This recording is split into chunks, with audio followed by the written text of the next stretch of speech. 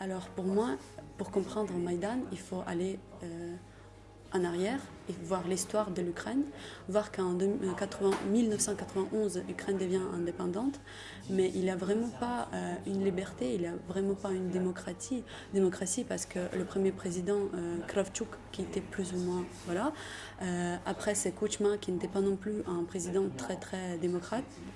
2004, Yanukovych veut arriver au pouvoir. La révolution orange fait tout possible pour qu'il ne vienne pas au pouvoir. 10 ans depuis, il fait son travail, il arrive finalement au pouvoir, mais le peuple, il n'est pas d'accord, il n'a jamais choisi ses présidents.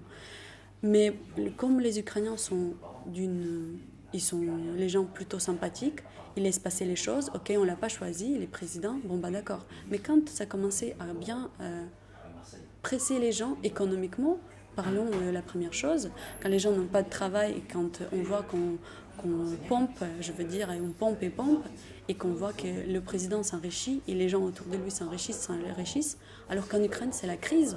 Donc c'est ça qui a amené les gens parce que avec les jours et des jours, ils commençaient ils remarquaient qu'en fait il n'y a pas de liberté de parole. En fait, on n'a pas, voilà. Et donc c'est vraiment ça qui a poussé, c'est anti-Yanukovych. Pour moi, c'était pro-démocratie et anti-Yanukovych. Alors, au début, ça a commencé en novembre. Donc, novembre, ça va. C'est des étudiants qui se rassemblent. Ils ont fait. La police est venue, on les a dégagés. Il y avait des petites bagarres. Il y avait des étudiants qui ont eu des bleus. Après, ça a amplifié la chose. Décembre, il y a plus du monde qui arrive. Janvier, il y a déjà bon nombre de populations qui est sur Maïdan, au cœur de la capitale. Et ils fêtent le Noël tous ensemble à la place. Donc c'est déjà, ça prend de plus en plus de l'ampleur. Et Yanukovych, il attend, il regarde, il attend. Il voit qu'en fait, il y a des médias internationaux européens qui commencent à s'intéresser à tout ça. Et il voit que ce peuple-là, sur Maïdan, prend de l'ampleur, en fait, prend de l'importance. On parle de plus en plus et donc il prend ce choix en février, il prend ce choix qui est très très mauvais choix de calmer ces Ukrainiens qui veulent s'exprimer, il prend ce choix de les calmer par la force et c'est là où ça dégénère. Pour moi c'est vraiment la mauvaise, comment dire, action de Yanukovych et de ces gens qui sont avec lui, qui ont commencé ce moment horrible. Alors le 20 février, ça dégénère bien parce que les gens, en faisant une manifestation quand même plus ou moins honnête, et on les tire dessus comme les petits lapins à la chasse. Les snipers en haut des bâtiments, ils les tirent, tuent des gens. Ils tuent pas, ils blessent certaines personnes, d'autres qui vont récupérer les personnes blessées se font tuer comme ça, directement dans la rue. Et comme résultat, il y a cette, comment dire en français,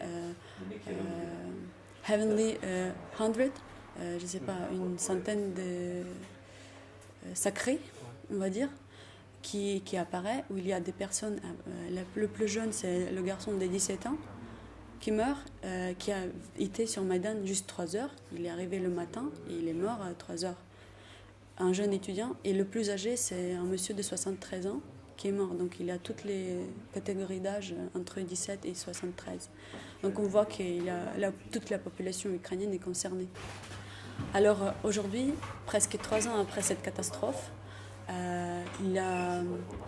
les recherches des coupables se poursuivent toujours. Donc, on a une personne qui est jugée, pas jugée coupable, mais qui continue à... Il a cette affaire qui se passe, il a les cours d'assises qui se passent. Et donc, cette personne n'est pas encore jugée coupable, on attend toujours. Et on remarque qu'en fait, il n'y a pas d'une volonté de notre pouvoir judiciaire de trouver les coupables, en fait.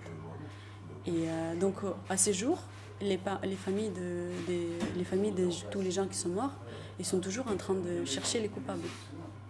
On les pas, les coupables. On n'a pas.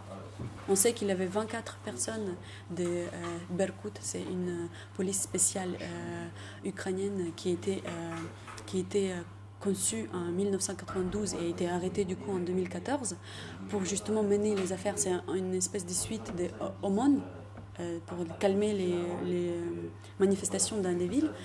On connaît qu'il y avait 24 personnes de cette service spécial qui ont été là dans la tuerie, qui tuaient les gens. On a trouvé les armes, mais on ne trouve pas les gens.